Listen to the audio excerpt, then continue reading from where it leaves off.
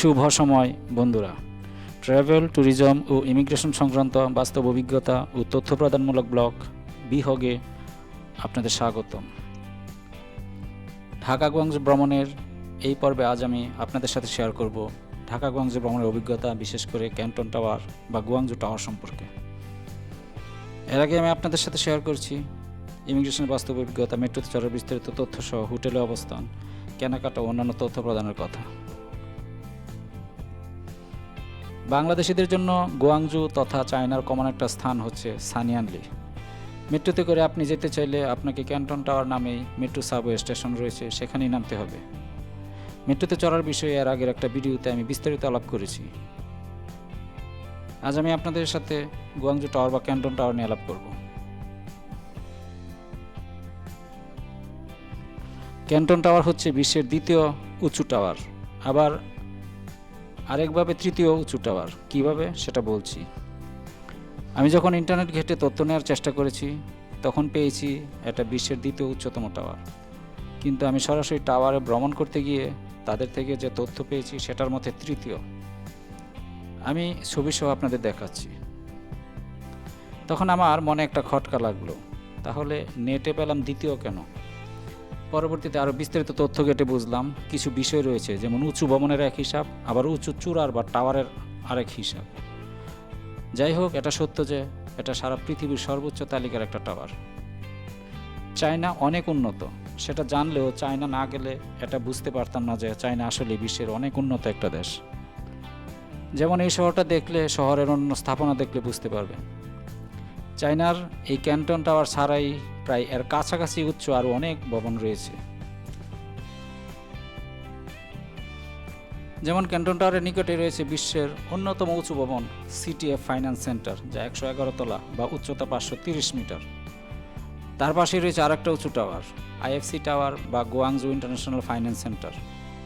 আরও সাধারণভাবে বলা যায় গুয়াংজু ইন্টারন্যাশনাল ফাইন্যান্স সেন্টার বা ওয়েস্ট টাওয়ার। এটা 438 মিটার বা 98 তলা, কোনো কোনো হিসাবে 103 তলা। তাছাড়াও আপনি যদি সারা বিশ্বের উচ্চ স্থাপনার নাম সার্চ দেন তাহলে চায়নার স্থাপনা অনেক বেশি পাবেন। ক্যান্টন টাওয়ার বা গুয়াংজু টাওয়ার দক্ষিণ পূর্ব চীনের গুয়াংডং বাণিজ্যিক প্রদেশের রাজধানী গুয়াংজুর বন্দরনগরী হাইচু জেলার কুয়াংচৌ শহরের একটি উঁচু টাওয়ার, যা চীনের পার্ল রিভারের কূলে অবস্থিত, যার উচ্চতা 604 মিটার। 2009 সালে নির্মাণ কাজ সমাপ্ত হয় এই টাওয়ারের, এবং 2010 সালে এশিয়ান গেমস উপলক্ষে এটিকে ব্যবহারের জন্য খুলে দেওয়া হয়। এটি কানাডার সিএন টাওয়ারকে ছাড়িয়ে কিছুদিন বিশ্বের প্রথম উচ্চতম হিসেবে গিয়েও পরে টোকিও স্কাইট্রি এটিকে ছাড়িয়ে যায়। এটা প্রথমে চীনের প্রথম ছিল, পরে 2013 সালে সাংহাই টাওয়ার এটাকে অতিক্রম করে। বর্তমানে বিশ্বের দ্বিতীয় উচ্চতম টাওয়ার এবং পঞ্চম উচ্চতম নিরাবলম্ব বা স্বাধীন স্বয়ংসম্পূর্ণ স্থাপনা।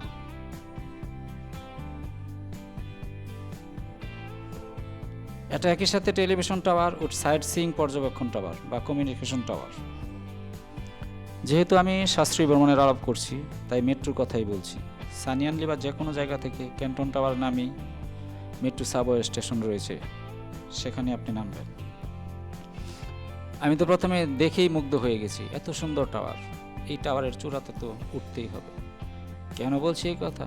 এর আগে আমি পেট্রোনাস টাওয়ারে গিয়েও উপরে ওঠা হয়নি, এমনকি শ্রীলঙ্কার লোটাস টাওয়ারের নিচে গিয়েও কোনো এক কারণে পরে আর ওঠা হয়নি।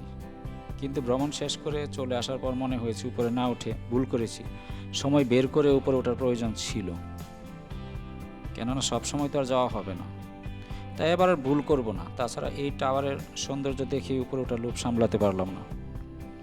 পুলিশকে জিজ্ঞেস করলাম কোথায় কিভাবে কি করতে হবে উপরে ওঠার জন্য। উনি কাউন্টার দেখিয়ে দিলেন। আগেও বলেছি, চায়নার লোক তথা পুলিশ অনেক ভালো, তারা আমাদেরকে সেবা দেওয়ার জন্য অস্থির হয়ে থাকে। যাই হোক, পরবর্তীতে ভিতরে গিয়ে একজনকে টিকিটের বিষয়ে জিজ্ঞেস করতে উনি চার্ট দেখালেন, যেখানে লেখা বিভিন্ন প্যাকেজ দাম সহ। আমি প্রথমে প্যাকেজের সবচেয়ে কম টাকার টিকিট কিনলাম, অর্থাৎ 150 RMB। আমার চিন্তা হচ্ছে এটা দেখার পর প্রয়োজনে আবার নতুন করে ইচ্ছা হলে বাকি আরও দেখব, আর ইচ্ছা না হলে চলে আসব। আমি টিকিট কেটে লাইনে দাঁড়ালাম লিফটে ঢোকার জন্য এবং ধীরে ধীরে লিফটের দিকে যেতে থাকলাম। একবার মনে হয়েছিল লিফট না জানি কতক্ষণ লাগে, পরে যা মনে হলো 1 থেকে 1.5 মিনিটের ভিতর উপরে উঠে গেলাম।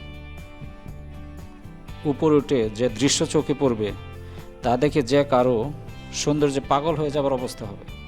বিশেষ করে নিচে তাকালে শহরের অন্যান্য স্থাপনা, ব্রিজ, পার্ক ইত্যাদি যেন খাতায় স্কেল দিয়ে মেপে দাগ দেওয়ার মতো নিখুঁত করে মেপে করা শহর, এবং কম্পিউটারের কোনো রঙিন গ্রাফিক্স ডিজাইন আপনারা দেখলেই বুঝতে পারবেন। কিন্তু আমি আমার টিকিট অনুযায়ী গিয়ে এত সৌন্দর্যের ভিডিও বা ছবি উঠাতে গিয়ে দেখি মুক্তভাবে করা যাচ্ছে না, অর্থাৎ সামনে পিলার পড়ছে, সেই সাথে একদম টপ থেকে শহর দেখার লোভও সামলাতে পারলাম না। তাই আবার সেখানকার রিসেপশনে জিজ্ঞেস করলাম, আমি সর্বোচ্চ চূড়ায় যাব, আমাকে আরেকটা নতুন টিকিট দিন। পরবর্তীতে যতদূর মনে পড়ে 2 বারে মিলিয়ে টিকিট 400 থেকে 450 RMB-এর মধ্যে পড়েছিল। তারপর আমি আবার সিরিয়াল ধরে লিফটে উঠে সর্বোচ্চ ফ্লোরে চলে আসলাম, এখান থেকে একদম চূড়াতে। এর আগে আমি একটা তথ্যে পেয়েছিলাম যে এই টাওয়ারের চূড়া প্রথমে আরও উঁচু ছিল, পরবর্তীতে এটাকে বিমান চলাচলের নিয়মনীতির চিন্তা করে ছোট করে ফেলা হয়।